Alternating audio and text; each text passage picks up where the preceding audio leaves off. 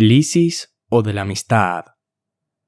Personajes: Sócrates, Hipotales, Tesipo, Menexenes y Lisis.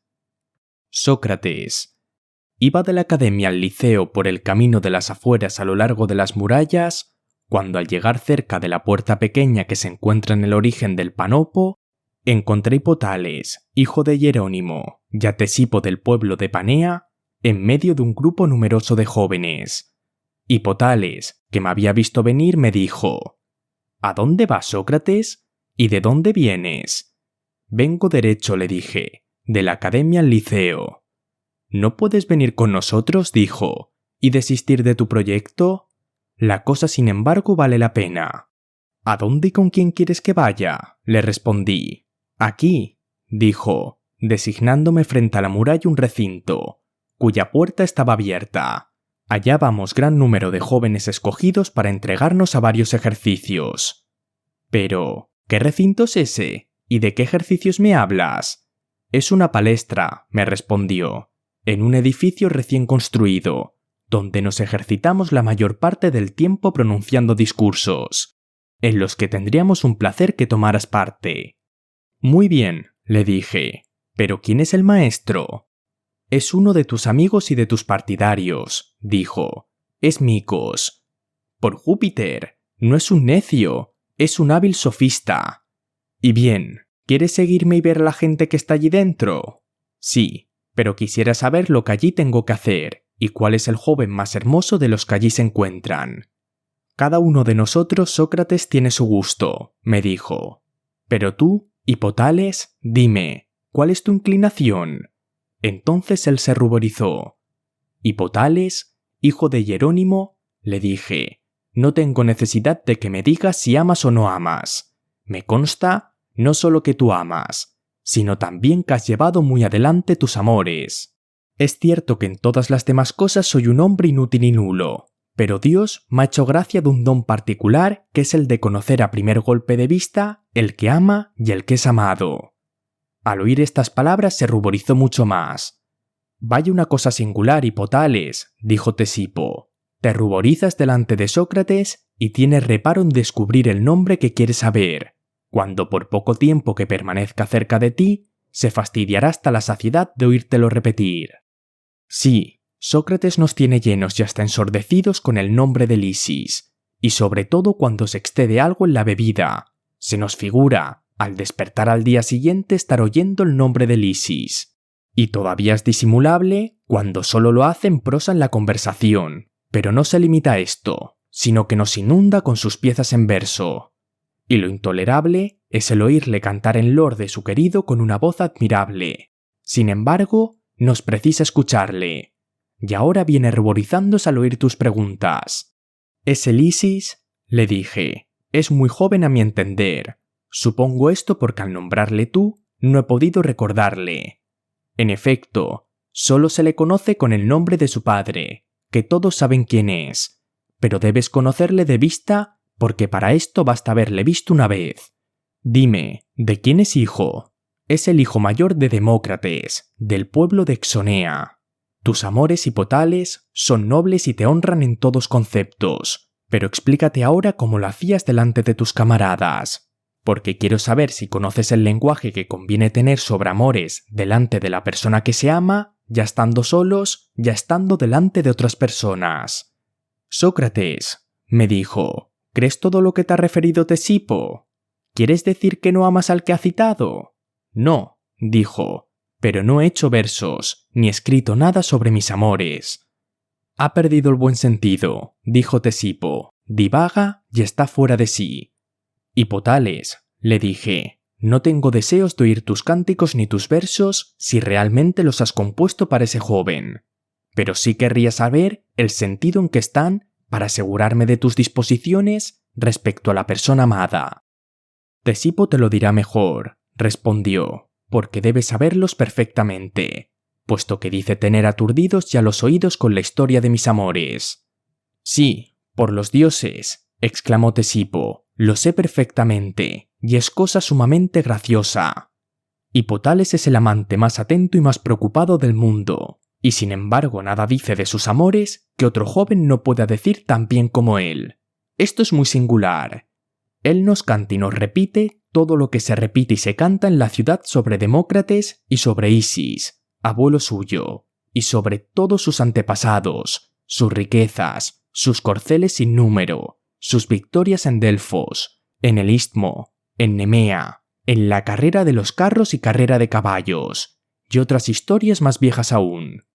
Últimamente Sócrates nos cantó una pieza sobre la hospitalidad que Hércules había merecido a uno de los abuelos de Isis, pariente del mismo Hércules, y que había nacido de Júpiter y de la hija del que fundó el barrio de Exonea, leyendas referidas por todas las viejas que él rebusca, canta y nos obliga a que se las escuchemos. Hipotales, dije yo entonces, vaya una cosa singular. ¿Compones y cantas tu propio elogio antes de haber vencido? Pero Sócrates, no es para mí lo que compongo y lo que canto. Por lo menos, le respondí yo, tú no lo crees. ¿Qué quiere decir eso, Sócrates? Le dije, que si eres dichoso con tales amores, tus versos y tus cantos redundarán en honor tuyo, es decir, en alabanza del amante que haya tenido la fortuna de conseguir tan gran victoria. Pero si la persona que amas te abandona, cuantas más alabanzas le hayas prodigado, cuanto más hayas celebrado sus grandes y bellas cualidades, tanto más quedarás en ridículo, porque todo ello ha sido inútil. Un amante más prudente, querido mío, no celebraría sus amores antes de haber conseguido la victoria, desconfiando del porvenir. Tanto más cuanto que los jóvenes hermosos, cuando se los alaba y se los ensalza, se llenan de presunción y de vanidad. ¿No piensas tú así? Sí, verdaderamente, dijo. Y cuanto más presuntuosos son, ¿no son más difíciles de atraer? Es cierto. ¿Qué juicio formarías de un cazador que espantase la caza, imposibilitándose así de cogerla? Es evidente que sería un loco. Sería muy mala política, en vez de atraer a la persona que se ama, espantarla con palabras y canciones. ¿Qué dices a esto? Que esa es mi opinión. Procura, pues, Hipotales, no exponerte a semejante desgracia con toda tu poesía. No creo que tengas por buen poeta a aquel que solo hubiera conseguido con sus versos perjudicarse a sí mismo. No, por Júpiter, exclamó. Esa sería una gran locura. Por otra parte, Sócrates, yo estoy de acuerdo contigo en todo lo que has dicho, y si tienes algún otro consejo que darme, lo tomaré con gusto, cual conviene un hombre que se propone hablar y obrar para salir airoso en sus amores. Eso no es difícil, le respondí, pero si pudieras conseguir que tu querido Lisis conversara conmigo, quizá podría darte un ejemplo de la clase de conversación que deberías tener con él, en lugar de esas piezas y esos himnos que dicen que les diriges. Nada más fácil, no tienes más que entrar allí con Tesipo, sentarte y ponerte a conversar.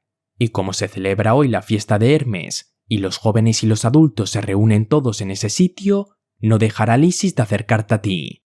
Si no, Lisis está muy ligado con Tesipo por medio de su primo Menexenes, que es su compañero favorito, y si de suyo no lo hace, Menexenes le llamará. Corriente, dije yo, y en el acto entré en la palestra con Tesipo, entrando todos los demás detrás de nosotros. Cuando llegamos la función había terminado, y encontramos allí los jóvenes que habían asistido al sacrificio, todos con trajes de fiesta y jugando a la taba. Los más estaban entregados a sus juegos en el atrio exterior. Unos jugaban a pares y nones en un rincón del cuarto del vestuario con gran número de tabas, que sacaban de unos cestillos, y otros, manteniéndose en pie alrededor de ellos, hacían el papel de espectadores. Entre los primeros estaba Lisis, de pie, en medio de jóvenes de todas edades, con su corona en la cabeza, y dejaba ver en su semblante la belleza asociada a cierto aire de virtud. Nosotros fuimos a colocarnos frente a aquel punto donde había algunos asientos y nos pusimos a hablar unos con otros. Lisis, volviendo la cabeza, dirigía muchas veces sus miradas hacia nosotros, y era evidente que deseaba aproximarse, pero por timidez no se atrevía a hacerlo solo. Cuando Menexenes entró, retozando desde el atrio al local donde nosotros estábamos, y viéndonos a Tesipo y a mí, se aproximó para sentarse con nosotros. Lisis, Conociendo su intención, le siguió, y se colocó a su lado y los demás concurrieron igualmente. Hipotales, advirtiendo entonces que el grupo en torno nuestro engrosaba, vino a su vez a ocultarse detrás de los otros, puesto de pie y colocado de manera que no pudiese ser visto por Lisis por temor de serle importuno. En esta actitud escuchó nuestra conversación. Me dirigí a Menexenes y le dije: «Hijo de Domofón, ¿cuál de vosotros dos es de más edad?» «No estamos de acuerdo en este punto», dijo. «¿Disputáis también acerca de cuál es el más noble?»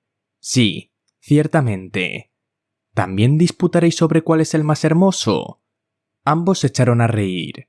«No os preguntaré», repliqué yo, «cuál de los dos es más rico, porque sois amigos. ¿No es así?»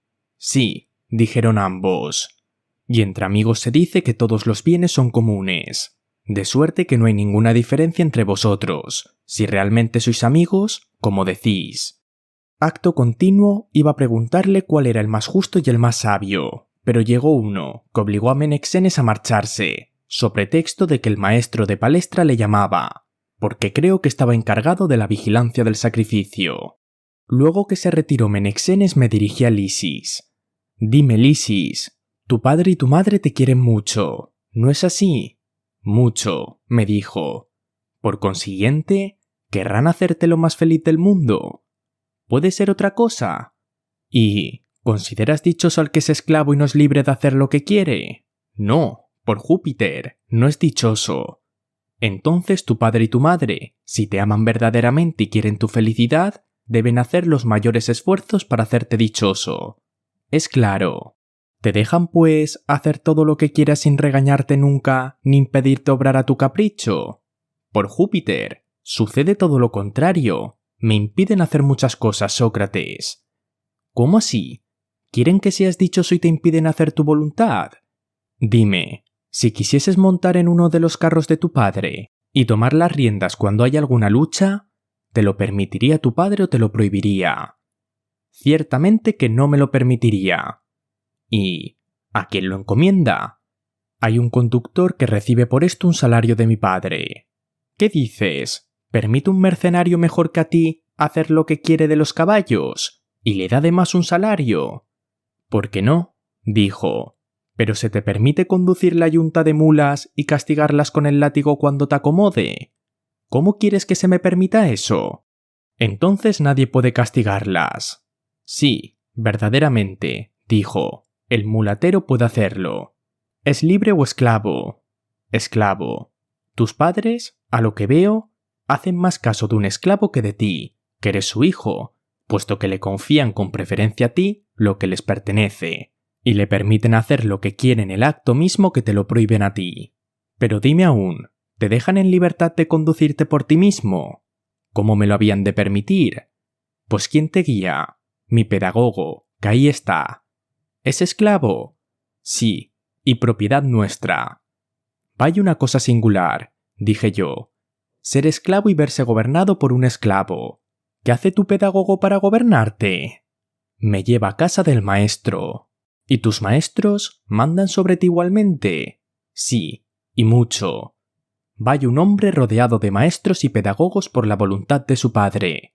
Pero, cuando vuelves a casa y estás cerca de tu madre, ¿te deja ésta hacer lo que quieres para que seas dichoso? Por ejemplo, ¿te deja revolver la lana y tocar al telar mientras ella teje, o antes bien te prohíbe tocar a la lanzadera, el peine y a los demás instrumentos de trabajo? Lisis echándose a reír. Por Júpiter, Sócrates, me dijo, no solo me lo prohíbe, sino que me pega en los dedos si llego a tocar. Por Hércules, exclamé yo, ¿has hecho alguna ofensa a tu padre o a tu madre? No, por Júpiter, no les he ofendido en nada, me respondió. Pues, ¿de dónde nace que te impiden ser dichoso y hacer lo que quieras, obligándote todos los instantes del día a ser obediente y, para decirlo de una vez, a reducirte a la condición de no hacer nada por tu voluntad, puesto que todas estas riquezas ninguna está a tu disposición, como que todo el mundo las administra excepto tú, y tu cuerpo mismo, a pesar de ser tan hermoso, no te presta ningún uso, toda vez que otro, distinto que tú, le cuida y le gobierna? En definitiva tú, Lisis, ni haces ni diriges nada a tu voluntad. Es, respondió, porque aún no tengo la edad, Sócrates. Mira, hijo de Demócrates, que acaso la edad no sea la verdadera razón, porque hay cosas tan importantes como las que hemos referido, que a mi parecer tus padres te dejarán ejecutar sin reparar en tus pocos años. Por ejemplo, cuando quieren que se les lea o se les escriba alguna cosa, es seguro que serás tú el primero a quien se dirijan en casa. ¿No es así? Sí, respondió. Y cuando escribes, ¿no eres libre de trazar esa letra la primera y aquella la segunda y leerlas enseguida en el mismo orden? Asimismo, cuando coges la lira, ¿te impiden tus padres aflojar o apretar las cuerdas que quieres puntear o tocar con el plectro? No. ¿Por qué razón te permiten unas cosas y te prohíben otras, según hemos dicho? Sin duda, porque unas cosas las sé y otras no las sé. Bien, excelente joven, luego no es la edad la que espera tu padre para permitirte hacer todas las cosas, porque el día que te crea más hábil que él, ese día te confiará todos sus bienes y hasta su persona. Así lo pienso, dijo. Bien, pero dime, ¿tu vecino no hará contigo lo mismo que tu padre y no crees que te entregará su casa para gobernarla, más bien que para administrarla, el día en que te crea más hábil que él? Creo que me la confiará. ¿Y los atenienses a su vez no te confiarán sus negocios en el momento en que te crean más experimentado? Sí, ciertamente. Por Júpiter, repuse yo, ¿qué haría el gran rey de Persia? ¿Entre su hijo mayor y nosotros? ¿Entre su hijo mayor y nosotros? ¿A quién confiaría el cuidado de dar sazón a los distintos platos de su mesa si le probásemos que nosotros somos más entendidos que su hijo en la preparación de condimentos? A nosotros, evidentemente. Más aún, no permitiría que su hijo se mezclara en nada, y a nosotros nos dejaría obrar aun cuando quisiéramos echar la sal a puñados. Sin duda alguna. Dime más. Si su hijo tuviese malos ojos, ¿le permitiría tocarlos con sus manos, sabiendo que no entiende nada de medicina? ¿O se lo impediría? Se lo impediría. Pero si nos tuviese a nosotros por buenos médicos, ¿no nos dejaría obrar aun cuando quisiéramos llenar de ceniza los ojos del hijo, confiando en nuestra habilidad? Tienes razón. ¿Y no sucedería lo mismo en cuantas ocasiones parezcamos nosotros más hábiles que su hijo? Necesariamente, Sócrates. Ya ves lo que sobre esto pasa, mi querido Lisis. En las cosas en que nos hemos hecho hábiles, se fía de nosotros todo el mundo. Los griegos, los bárbaros, los hombres, las mujeres, y nadie nos impide obrar como mejor nos parezca. Y no solo nos gobernamos a nosotros mismos, sino que gobernamos a los demás y guardamos a la vez el uso y el provecho de todo lo que les pertenece. Pero en las cosas en que no tenemos ninguna experiencia, nadie querrá dejarse conducir a gusto nuestro. No habrá uno que no ponga obstáculos, y no solo los extraños, sino también nuestro padre, nuestra madre y cualquier otro pariente más próximo, si pudiese verle. Seremos esclavos de los demás, y nuestros propios bienes no serán nuestros, puesto que no nos serán de ninguna utilidad. ¿Me concedes todo esto? ¿Amaremos y seremos amados con relación a las cosas en que no podamos ser de alguna utilidad? No, dijo. Así es, que tu padre no te amará respecto a las cosas en que no le seas útil, y lo mismo sucederá con todos los hombres, los unos respecto de los otros. Yo lo creo así. Si te haces hábil, querido mío, todo el mundo te amará.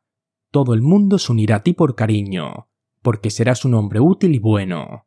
Si no, no tendrás un amigo. Ni tu padre, ni tu madre, ni tus parientes, ni ningún hombre te amarán. Y dime, ¿es posible ser orgulloso cuando no se sabe nada, Lisis? Eso no puede ser. Y si tienes necesidad de un maestro, es prueba de que no sabes mucho. Sí, por consiguiente, tú no eres orgulloso, puesto que no eres un sabio. No, por Júpiter, respondió, no creo serlo. En este momento dirigí una mirada a Hipotales y poco faltó para darle cara, porque vino a mi mente la idea de decirle, he aquí, Hipotales, cómo conviene hablar a la persona que se ama. He aquí cómo es bueno enseñarle modestia y humildad en vez de corromperle, como tú haces, con tus adulaciones. Pero viéndole muy inquieto y muy turbado por nuestra conversación, recordé que se había puesto detrás de los demás para ocultarse de Lisis.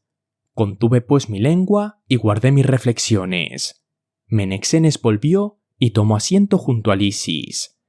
Entonces éste, con su gracia infantil y sin dar cuenta a Menexenes, me dijo por lo bajo: «Sócrates, repite ahora delante de Menexenes todo lo que acabas de decirme. Tú mismo se lo dirás, Lisis, porque me has prestado mucha atención. Mucha, en efecto. Trata de recordar nuestra conversación para repetírsela, y si se te ha olvidado algo, me lo preguntas la primera vez que nos veamos. No dejaré de hacerlo, Sócrates, y vive persuadido de ello. Pero pregunta por lo menos a Menexenes sobre cualquier otro objeto, porque querría no dejar de escucharte hasta la hora de volver a casa. Corriente, puesto que lo exiges, pero es preciso que estés dispuesto a venir en mi auxilio si Menexenes me hace objeciones, porque ya sabes que es un gran disputador. Sí, por Júpiter, es muy disputador, y por eso mismo deseo que hables con él. Para que sea yo materia de risa, ¿no es así? No por Júpiter, sino para que le escarmientes. La cosa no es tan fácil, porque Menexenes es un hombre terrible, es un verdadero discípulo de Tesipo, y el mismo Tesipo, ¿no ves que está cerca de ti?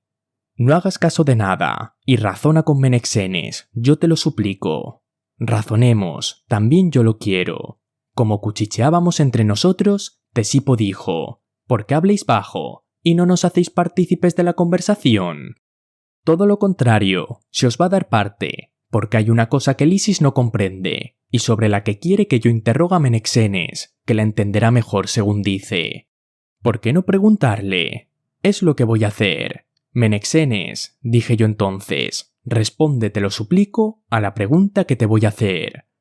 Hay una cosa que yo deseo desde mi infancia, así como cada hombre tiene sus caprichos. Uno quiere tener caballos, otro perros, otro oro, otro honores. Para mí todo esto es indiferente, y no conozco cosa más envidiable en el mundo que tener amigos, y querría más tener un buen amigo que la mejor codorniz, el mejor gallo y lo que es más, por Júpiter, el más hermoso caballo y el más precioso perro del mundo. Sí, por el can, yo preferiría un amigo a todo el oro de Darío, y a Darío mismo. Tan apetecible y tan digna me parece la amistad.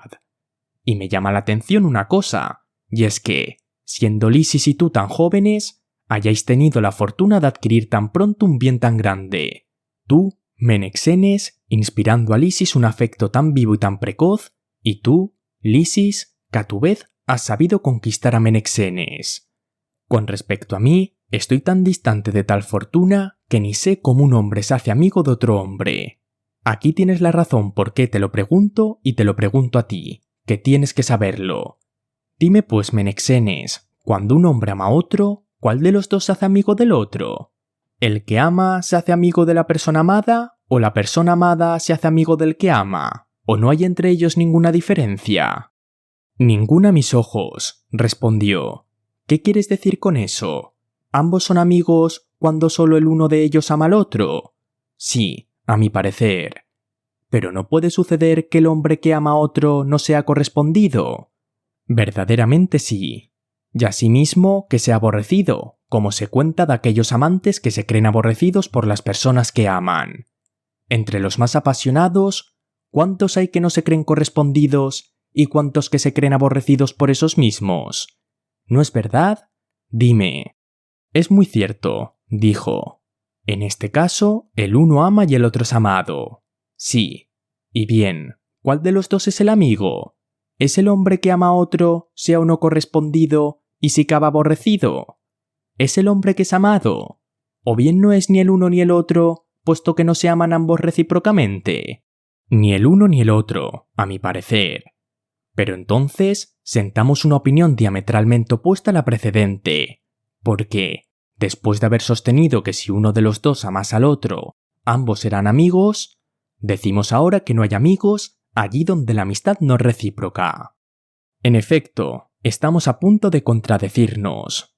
Así, aquel que no corresponde o no paga amistad con amistad no es amigo de la persona que le ama. Así parece. Por consiguiente, no son amigos de los caballos aquellos que no se ven correspondidos por los caballos, como no lo son de las codornices, ni de los perros, ni del vino, ni de la gimnasia, ni tampoco de la sabiduría. a menos que la sabiduría no les corresponda con su amor. Y así, aunque cada uno de ellos ame todas estas cosas, no por eso es su amigo. Pero entonces falta la verdad del poeta que ha dicho: dichoso aquel que tiene por amigos sus hijos, caballos ligeros para las carreras, perros para la caza y un hospedaje en países lejanos. No me parece que se equivoca. Es decir, que tú tienes por verdadero lo que dice. Sí. En este caso, Menexenes, el que es amado es el amigo del que le ama, sea que le corresponda o sea que le aborrezca, como los niños que no advierten ningún género de afección y, si cabe, aborrecen a sus padres cuando se les corrige y que en ningún momento están más predispuestos en contra de estos que cuando los manifiestan estos mismos mayor cariño. Esa es también mi opinión. Luego el amigo no es aquel que ama, sino el que es amado. Así parece.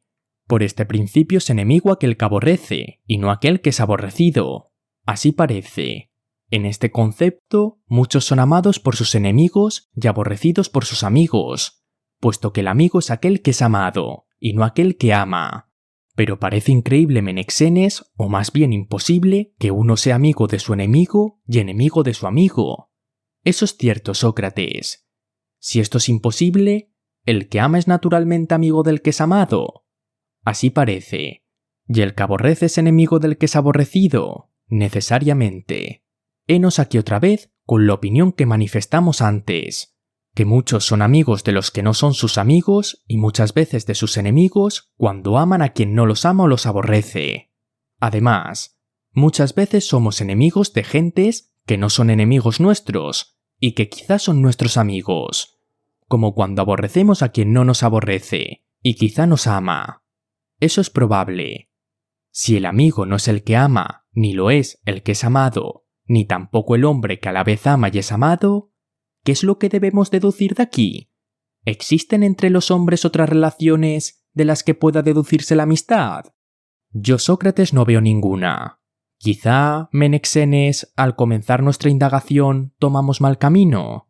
Así es, Sócrates, exclamó Lisis, ruborizándose al pronunciar esta palabra, que me pareció habérsele escapado, efecto de la mucha atención que prestaba a lo que estábamos diciendo, y que se advertía claramente en su semblante. Queriendo, pues, dar alguna tregua a Menexenes, encantado como estaba yo del deseo de instruirse que manifestaba Lisis, emprendí con éste la conversación. Lisis, le dije, creo que tienes razón, y que si hubiéramos dirigido mejor nuestra indagación, no nos habríamos extraviado como ha sucedido. Dejemos pues este camino, porque para mí una indagación se parece más a una especie de camino. Vale más volver al que los poetas nos han abierto, porque los poetas hasta cierto punto son nuestros padres y nuestros guías en cuanto a sabiduría. Quizá no han hablado a la ligera cuando han dicho, con motivo de la amistad, que es Dios mismo el que hace los amigos y que atrae los unos hacia los otros. He aquí, poco más o menos, a mi entender, cómo se explican. Un Dios conduce el semejante hacia su semejante, y se lo hace conocer. ¿No oíste nunca este dicho vulgar? No, dijo, pero no ignoras la opinión de los sabios, que han dicho en los mismos términos, poco más o menos, que es de toda necesidad que lo semejante sea amigo de lo semejante. Probablemente son los mismos que han escrito y razonado sobre la naturaleza y sobre el universo. Tienes razón, respondió. Pero dime, ¿han dicho la verdad? Quizá la mitad de la verdad y quizá la verdad toda entera, respondí a mi vez, pero nosotros no la comprendemos. El hombre malo se nos figura que es enemigo de otro hombre malo, y es tanto más malo cuanto más se traten y se aproximen, porque encuentran más facilidad de causarle daño. Es imposible que los seres dañinos y los que están expuestos a sus tiros puedan jamás hacerse amigos. ¿Es esta tu opinión? Sí, verdaderamente. He aquí ya que la mitad de lo que dicen esos sabios es una falsedad, porque el hombre malo es semejante al hombre malo. Eso es cierto. Pero quizá han querido decir que solo los hombres de bien son semejantes a los hombres de bien y son amigos entre sí, mientras que los malos, como se ha pretendido también, no se parecen en manera alguna ni entre ellos ni en sí mismos, porque son mudables y variables. En este caso, no puede sorprender que lo que es diferente de sí mismo no se parezca nunca a nada, ni sea amigo de nada. He aquí lo que yo creo. ¿Y tú? Yo lo mismo. Por lo tanto, mi querido amigo, esto es probablemente lo que significan estas palabras. Que lo semejante es amigo de lo semejante, que equivale a decir que solo el bueno es amigo del bueno, y que el malo es incapaz de una amistad verdadera, ni con el hombre de bien, ni con otro malo. ¿Me concedes esto? Lo concedió. Ahora ya sabemos quiénes son los verdaderos amigos, porque de este razonamiento resulta que los verdaderos amigos son los hombres de bien. Ese es mi dictamen, respondió. ¿Y el mío?, repliqué yo. Pero encuentro sin embargo alguna dificultad. Veamos pues, por Júpiter, y comprobemos mis sospechas. ¿Lo semejante es el amigo de lo semejante en tanto que es semejante y que a título de tal le es útil? O más bien, examinemos la cosa bajo otro punto de vista. ¿Lo semejante ofrece a su semejante alguna ventaja que no pueda sacar de sí mismo o causarle un daño que no pueda de suyo experimentar? O de otra manera, ¿lo semejante puede esperar de su semejante alguna cosa que no pueda esperar igualmente de sí mismo? Si es así, ¿para qué seres semejantes han de aproximarse el uno al otro, no debiendo sacar de ello ninguna utilidad? ¿Es esto posible? No, es imposible. ¿Y el hombre que no tiene necesidad de buscar será nunca un amigo? De ninguna manera. Pero si el semejante no puede ser amigo del semejante, quizá el bueno será amigo del bueno, no en tanto que semejante, sino en tanto que bueno. Quizá. Sí, pero el bueno no se basta a sí mismo en tanto que bueno, sin duda. ¿Y el que se basta a sí mismo tiene necesidad de ningún otro? No. No teniendo necesidad de nadie, no buscará a nadie. En efecto, si no busca a nadie, no amará a nadie. No, ciertamente. Y si no ama a nadie, él mismo no será amado. No lo creo. ¿Cómo los buenos pueden ser amigos de los buenos cuando, estando los unos separados de los otros, no se desean mutuamente, puesto que se bastan a sí mismos, y que estando los unos inmediatos a los otros, no se sirven para nada recíprocamente? ¿Cuál es el medio de que tales gentes se puedan estimar entre sí? Imposible, dijo. Pero si no se estiman, no serán amigos. Dices verdad. Mira, Lisis, el chasco que nos hemos llevado. ¿No ves ahora que nuestro engaño ha sido completo? Pues ¿cómo? He oído en una ocasión ciertas palabras que ahora recuerdo, y son que lo semejante es lo más hostil posible de lo semejante, y los hombres de bien los más hostiles de los hombres de bien. El que me lo decía tomaba por testigo a Hesíodo, y citaba este verso: el ollero es por envidia enemigo del ollero, el cantor del cantor, y el pobre del pobre. Y añadía que en todas las cosas los seres que se parecen más son los más envidiosos, los más rencorosos y los más hostiles entre sí, mientras que los que más se diferencian son necesariamente más amigos. El pobre lo es del rico, el débil del fuerte, a causa de los socorros que esperan, como lo es el enfermo del médico. El ignorante por la misma razón busca y ama al sabio. La misma persona sostenía su tesis con abundancia de razones, diciendo que tan distante está que lo semejante sea amigo de lo semejante, que sucede todo lo contrario, puesto que todo ser desea no el ser que se le parece, sino el que es opuesto a su naturaleza.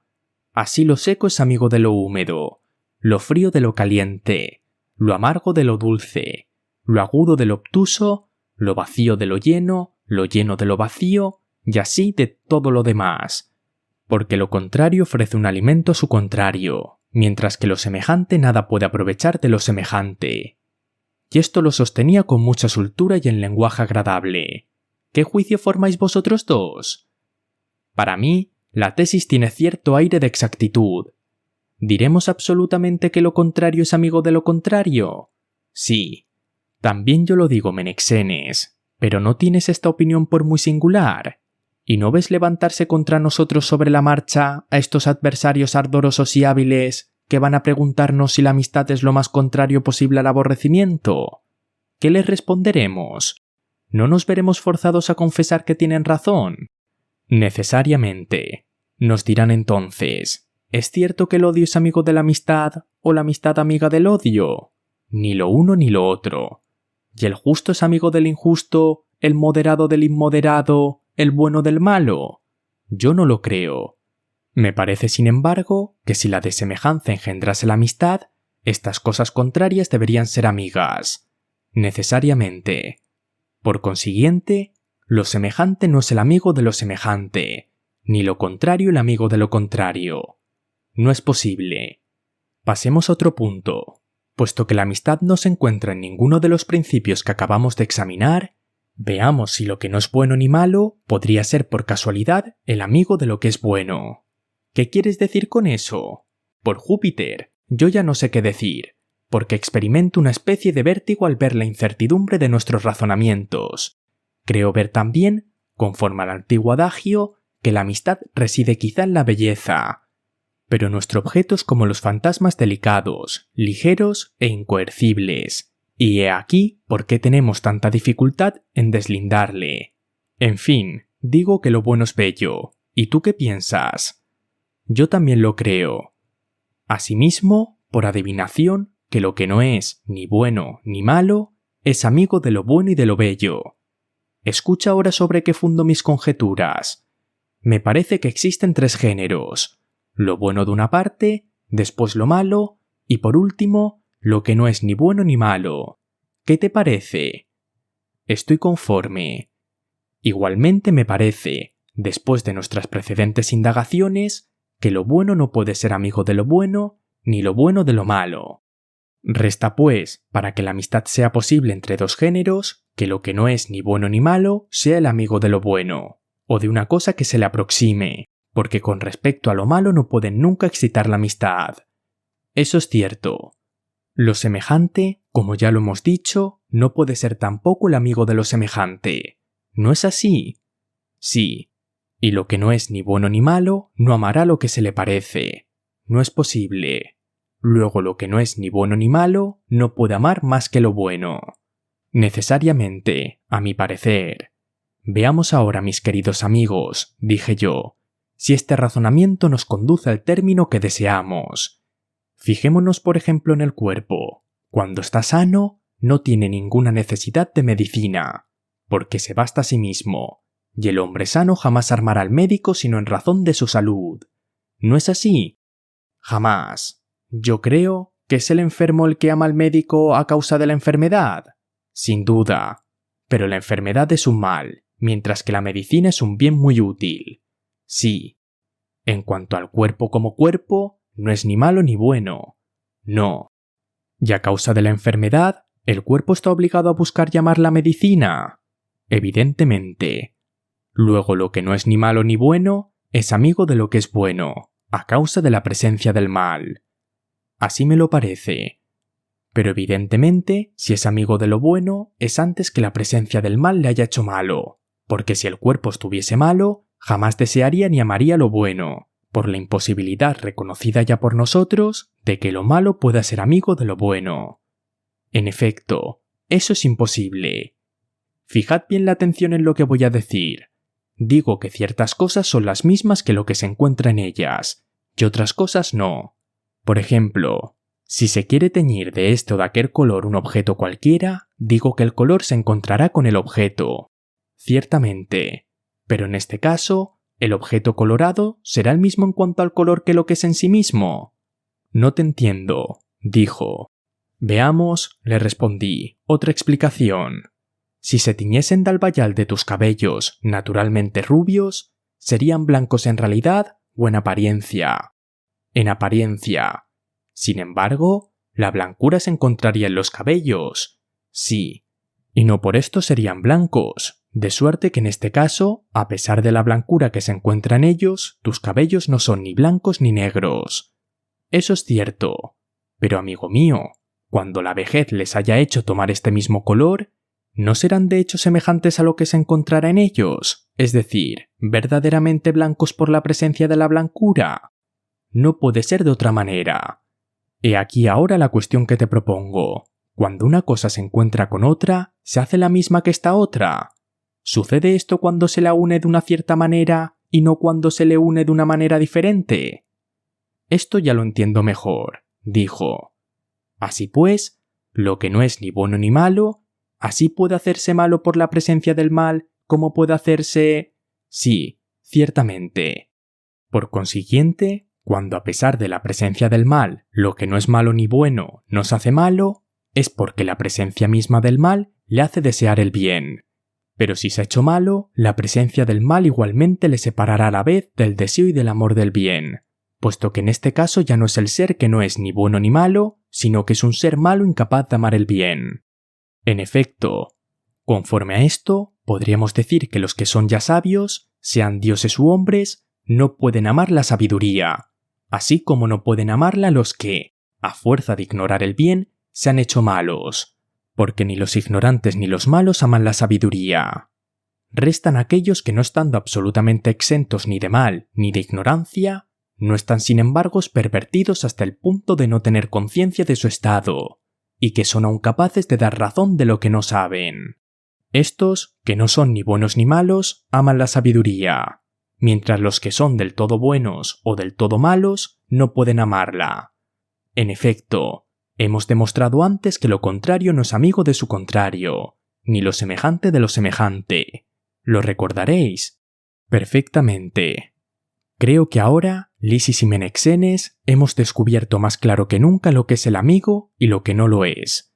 Diremos pues que con relación al alma, con relación al cuerpo, por todas partes, en fin, lo que no es ni bueno ni malo, es el amigo de lo que es bueno, a causa de la presencia del mal. Ambos lo confesaron y convinieron en que así era absolutamente. Yo mismo me consideré dichoso y me di por satisfecho, como el cazador que asegura su presa. Mas después, yo no sé cómo, concebí una terrible sospecha de que no habíamos descubierto la verdad. Y como de repente y turbado dije: «Ah, Lisias y Menexenes, gran riesgo corremos de que lo que he dicho no sea más que un precioso sueño». «¿Por qué?», me preguntó Menexenes. «Me temo», le respondí, «que nos hemos llevado chasco en nuestro discurso sobre la amistad, como sucede a los charlatanes». «¿Cómo?». «Lo vamos a ver bien pronto. ¿El que ama alguna cosa o no?». «Necesariamente alguna cosa. ¿Lo ama por nada y en vista de nada, o lo ama por algo y en vista de alguna cosa?». «Por alguna causa seguramente, y en vista de alguna cosa». «¿Y esta cosa en vista de la que la ama, o bien no es amiga ni enemiga suya?». «No puedo seguirte», me dijo. «Tienes razón, quizá comprenderás más fácilmente de otra manera, y yo mismo sabré también mejor lo que quiero decir. El enfermo, como ya dijimos antes, es amigo del médico, ¿no es así?». «Sí». «Si ama al médico, es a causa de la enfermedad y en vista de la salud». «Sí, pero la enfermedad es un mal». «¿Cómo no? ¿Y la salud es un bien o un mal? ¿O no es ni lo uno ni lo otro?». «Un bien», dijo. «Ya hemos dicho, me parece, que el cuerpo que no es ni bueno ni malo en sí, ama la medicina a causa de la enfermedad, es decir, a causa de un mal, mientras que la medicina es un bien, y además se ama la medicina en vista de la salud. Y la salud es un bien, ¿no es así?». «Sí». «¿La salud es amiga o enemiga?». «Amiga». «¿Y la enfermedad es enemiga?». «De hecho lo es». «Luego lo que en sí no es ni malo ni bueno, ama lo que le es bueno, a causa de lo que le es malo, y en vista de lo que es bueno». «Me parece bien». «El que ama por consiguiente, ama lo que le es amigo a causa de lo que le es enemigo». «Así parece». «Bien, pero ahora, queridos míos, tengamos cuidado de no dejarnos engañar. No insisto sobre este punto de que el amigo se ha hecho el amigo del amigo, y lo semejante amigo de su semejante, por más que lo creyéramos imposible. Examinemos más bien si hay algún error en lo que acabamos de sentar. La medicina, hemos dicho, se la ama en vista de la salud. Sí, luego se ama la salud, seguramente. ¿Y si se la ama, es en vista de alguna cosa? Sí, de alguna cosa que también se ama, para ser fieles a nuestras premisas, sin duda. ¿Y se amará esta cosa a su vez en vista de alguna otra cosa que también se ame? Sí. Prosiguiendo así indefinidamente, es necesario que lleguemos a un principio que no suponga ninguna otra cosa amada, a un primer principio de amistad, el mismo en cuya virtud decimos que amamos todas las demás cosas. Necesariamente. Digo ahora que es preciso tener presente que todas las demás cosas que nosotros amamos, en vista de esta primera, no nos causen ilusión, porque no son más que imágenes, mientras que ese primer principio es el único y primer bien, a decir verdad, que nosotros amamos. He aquí cómo es preciso entenderlo. Cuando se da un gran valor a una cosa, como un padre que prefiere un hijo, por ejemplo, a todos los demás bienes, ¿no habrá otro objeto al que este padre dé también un valor como resultado de su amor al hijo? Si le dicen que su hijo bebió la cicuta, ¿no dará un gran valor al vino si cree que el vino puede salvarle? Ciertamente. ¿No se lo dará también a la vasija que contenga el vino? Seguramente. ¿No hará entonces más caso de una copa de barro o de 3 medidas de vino que de su hijo? Y así, es preciso decir que lo que amamos no son estas cosas que buscamos en vista de otra, sino que amamos esta cosa misma en cuya vista ansiamos las otras cosas. Y aunque se diga que amamos el oro y el dinero, nada hay menos verdadero, porque lo que amamos es aquello en cuya vista damos valor al oro y al dinero y a otros bienes igualmente. ¿No es esto cierto? Muy cierto. Apliquemos este razonamiento a la amistad, y digamos que todas las cosas que llamamos amigas, amándolas en vista de otra cosa, no merecen este nombre. No hay más amigo que ese principio que se refieren todas nuestras pretendidas amistades. Bien puede suceder que así sea. Por consiguiente, el verdadero amigo jamás es amado en vista de otro amigo. Eso es cierto. He aquí lo que resulta probado. El amigo no es amado en vista de otro amigo. ¿Pero no amamos lo bueno? Me parece que sí. ¿Lo bueno es amado a causa de lo malo? Si, por ejemplo, de nuestros 3 géneros, lo bueno, lo malo y lo que no es malo ni bueno, nos quedasen más que 2, y el tercero, el mal, llegase a desaparecer y no atacase ni al cuerpo ni al alma, ni a ninguna de estas cosas que hemos llamado ni buenas ni malas, ¿no es cierto que lo bueno no nos serviría de nada y que se nos haría inútil? No existiendo nada que nos perjudicase, ninguna necesidad tendríamos del socorro de lo bueno. En este concepto sería del todo evidente que a causa del mal únicamente es como nosotros buscaríamos el bien, y que no le amaríamos sino como remedio del mal, siendo el mal nuestra enfermedad, porque cuando no existe el mal no hay necesidad de remedios. Digo pues que lo bueno es de tal naturaleza que nosotros que estamos entre el bien y el mal no podemos amarle sino a causa del mal, y que en sí mismo no es de ninguna utilidad. Me parece bien que sea así. Por lo tanto, este amigo al que se refieren todas nuestras pretendidas amistades por las cosas que amamos en vista de otra, en nada se parece a estas cosas. A estas las llamaremos amigas en vistas de otra cosa amiga, pero el amigo verdadero es de una naturaleza del todo opuesta. No existe en efecto, como ya dijimos, sino con relación a lo que es enemigo nuestro. Si este enemigo llegara a desaparecer, el amigo igualmente cesará de existir para nosotros. Yo no lo creo, por lo menos de la manera que ahora lo cuentas. Por Júpiter, dije yo, si se destruyera el mal, no habría hambre, ni sed, ni ningún otro de estos apetitos. O más bien, aun cuando los hombres y los animales fuesen distintos que como son hoy día, la sed no existiría sin ser dañosa. ¿O bien crees tú que la sed, el hambre y los demás apetitos quedarían los mismos no existiendo el mal? Quizá es ridículo hablar de lo que sucedería en semejante caso, ni quién puede saberlo, pero lo seguro es que en el estado actual la sed unas veces es un bien, otras un mal para el que la satisface. ¿No es así? En efecto. Luego el hombre que tiene sed o que satisface cualquier otro deseo, unas veces se encuentra bien, otras mal y otras ni bien ni mal. Sí, verdaderamente. Y si el mal desapareciese, dime, ¿lo que no es naturalmente un mal, debería desaparecer con él? No. Luego los deseos, que no son ni buenos ni malos, subsistirían en ausencia del mal. Así me parece. Pero el que desea y el que ama, ¿puede no amar el objeto de sus deseos y de su amor? Yo no lo creo. Habría por lo tanto amistades posibles, suponiendo todos los males destruidos. Sí, si el mal diese origen a la amistad, una vez destruido el mal, la amistad no podría existir, porque cuando la causa cesa, es imposible que el efecto subsista. Es exacto.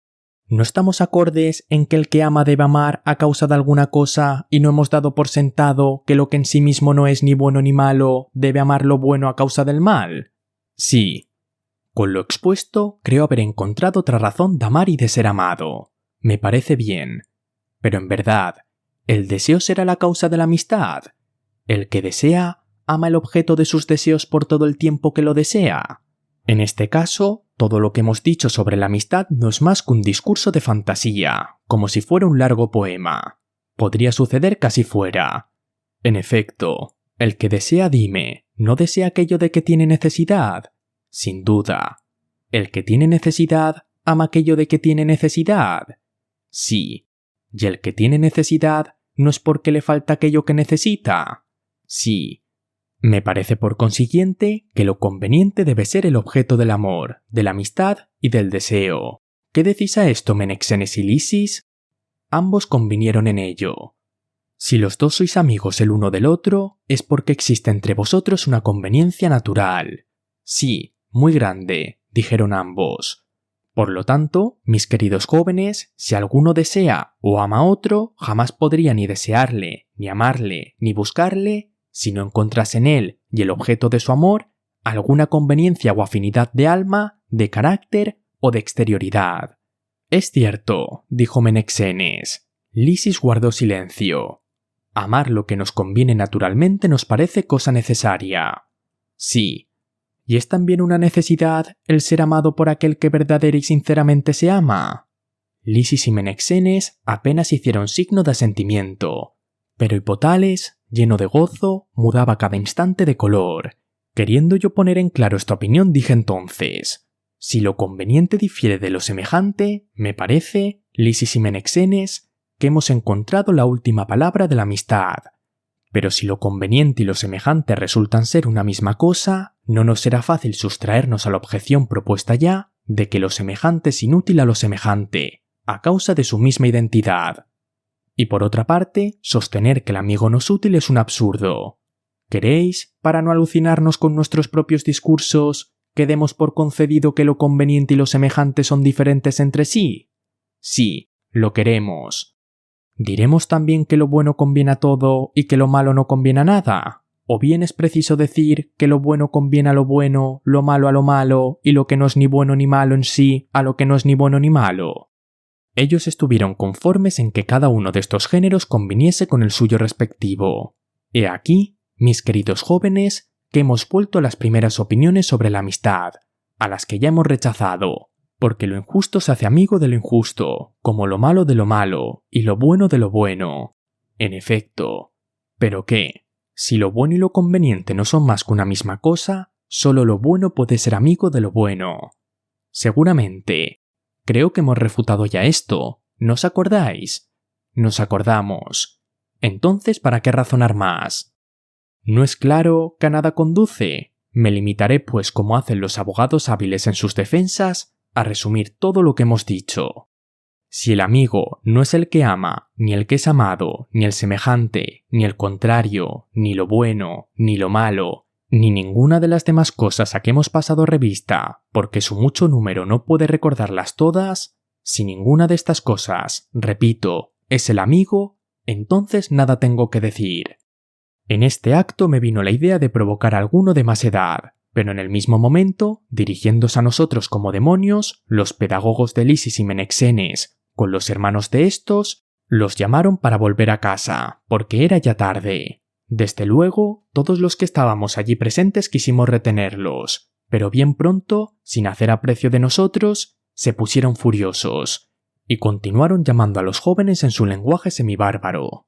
Y como parecía que habían bebido con algún exceso a causa de las fiestas y no estaban por lo tanto en disposición de escucharnos, cedimos al fin y cortamos la conversación. Cuando se marchaban, dije a Lisis y Menexenes que nos habíamos puesto quizá en ridículos ellos y yo, viejo como ya soy, porque los que presenciaron la conversación irán diciendo que pensábamos ser amigos y yo lo soy vuestro, y no hemos podido descubrir lo que es el amigo.